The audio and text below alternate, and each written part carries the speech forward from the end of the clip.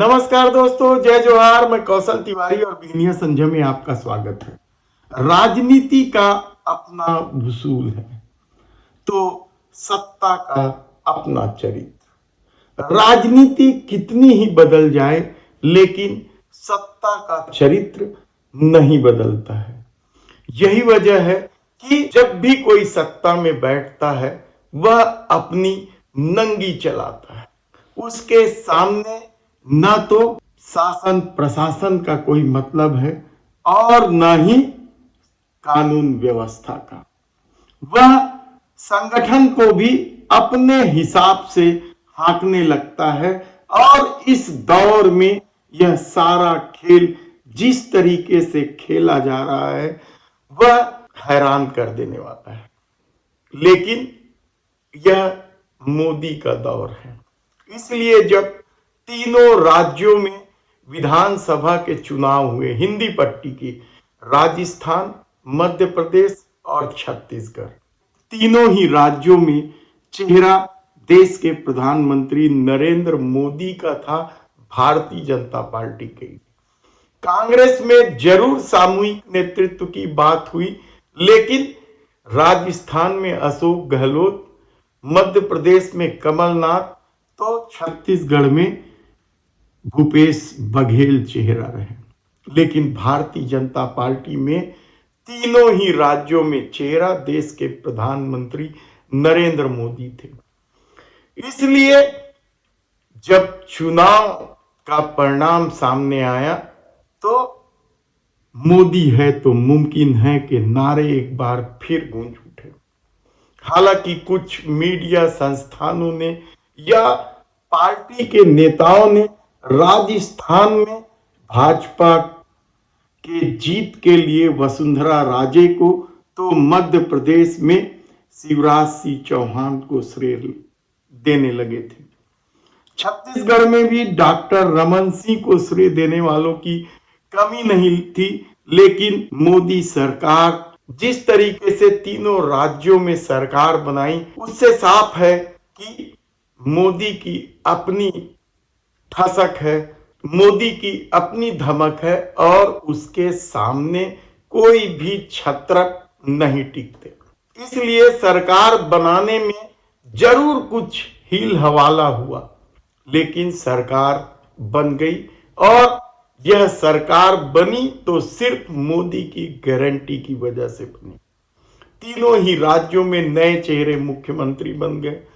कितने ही पुराने दिग्गज नेताओं को किनारे कर दिया गया और अब मोदी की उस गारंटी को पूरा करने की जिम्मेदारी मध्य प्रदेश, राजस्थान और छत्तीसगढ़ के मुख्यमंत्रियों की। खजाना खाली है, गारंटी बहुत भारी है। ऐसी परिस्थिति में अब जब गारंटी पूरा होने लगा है तो क्या मध्यम वर्ग यानी मिडिल क्लास अपने को ठगा महसूस कर रहे हैं? दरअसल इस दौर में मोदी सरकार ने जिस तरीके से धर्म का तड़का तेज किया है, उससे यह बात तो साफ है कि राज्यों के जीत में भी मोदी का चेहरा ही चल रहा है। ऐसी परिस्थितियों में गारंटी क्या पूरी होगी, यह बड़ा सवाल इसलिए है क्योंकि न केवल खजाना खाली है बल्कि मोदी सत्ता की अपनी रीति नीति है, जो कभी सूट बूट की सरकार कहलाती है तो कभी अडानी की सरकार कहलाती है। ऐसे में जब गारंटी शुरू हो रहा है पूरा करने का दौर, तो राजस्थान में आज ही 450 रुपए में गैस सिलेंडर देने की घोषणा कर दी गई। बड़े बड़े विज्ञापन छपवाए गए हैं देश भर के अखबारों में कि मोदी की गारंटी पूरा होना शुरू हो गया है। इस गारंटी में उज्ज्वला योजना के लाभार्थी और गरीब वर्ग की महिलाओं को 450 रुपए में सिलेंडर दिया जाएगा। मध्य प्रदेश में भी लाडली बहना योजना सहित कई मोदी की गारंटी को पूरा करने की घोषणा शुरू हो गई है। तो छत्तीसगढ़ में भी 18 लाख गरीब परिवारों को आवास देने की घोषणा के साथ मोदी की गारंटी को पूरा करने तीनों ही राज्यों के सरकार निकल पड़े हैं।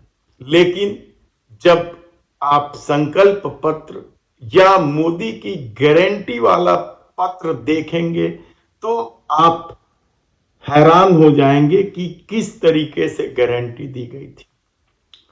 तब बहुत सारी योजनाओं में यह नहीं बताया गया था कि यह सिर्फ गरीबों के लिए और महंगाई और बेरोजगारी से त्रस्त मिडिल क्लास को लगा कि मोदी की गारंटी में वे भी शामिल हैं।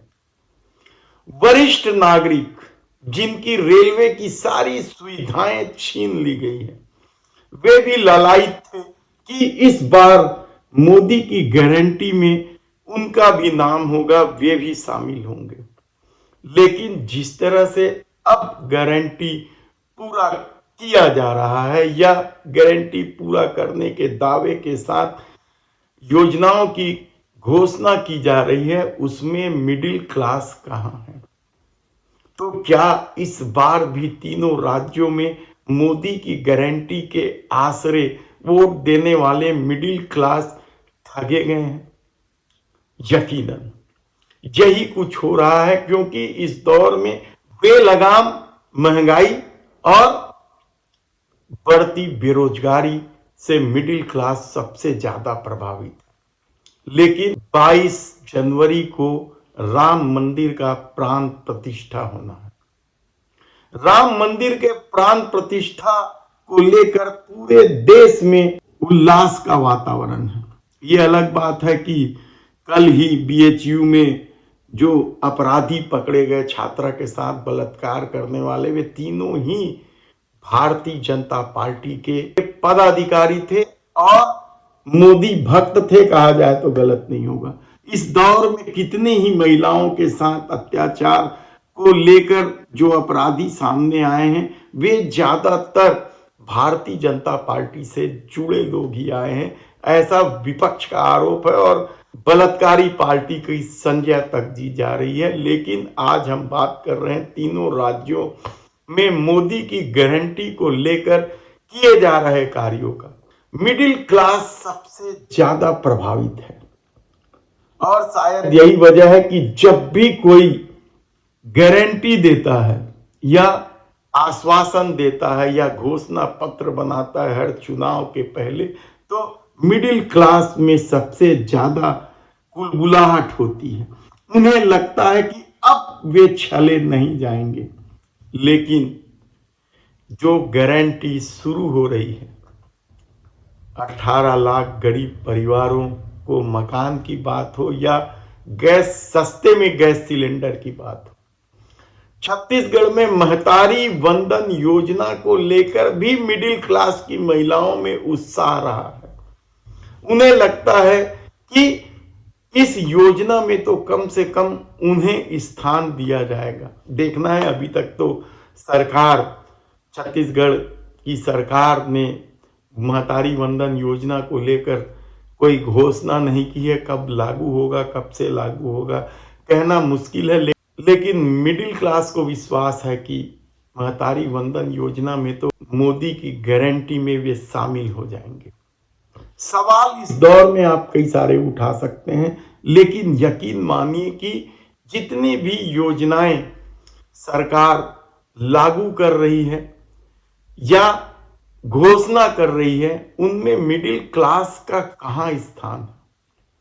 सबसे ज्यादा प्रभावित इस क्लास के सामने अब अपना स्टेटस कायम करने की भी चुनौती है, तो महंगाई से जूझने की भी चुनौती है। लेकिन अयोध्या की जगमगाहट के सामने सब कुछ फेल है और शायद यही वजह है कि महिला पहलवानों के पदक वापसी पर भी ज्यादा हो हल्ला नहीं मचा और न ही बीएचयू में महीनों बाद गिरफ्तार किए गए भारतीय जनता पार्टी के उन पदाधिकारियों को लेकर भी कोई सुगबुगाहट है, क्योंकि पूरा देश इन दिनों अयोध्या, राम मंदिर और राम लला को लेकर उत्साहित है। तब इन परिस्थितियों में 22 जनवरी के बाद जब घर घर प्रसाद वितरण भी होगा, तब 2024 भारतीय जनता पार्टी के लिए कितना आसान हो गया है, यह देखने और समझने की बात होगी। धन्यवाद।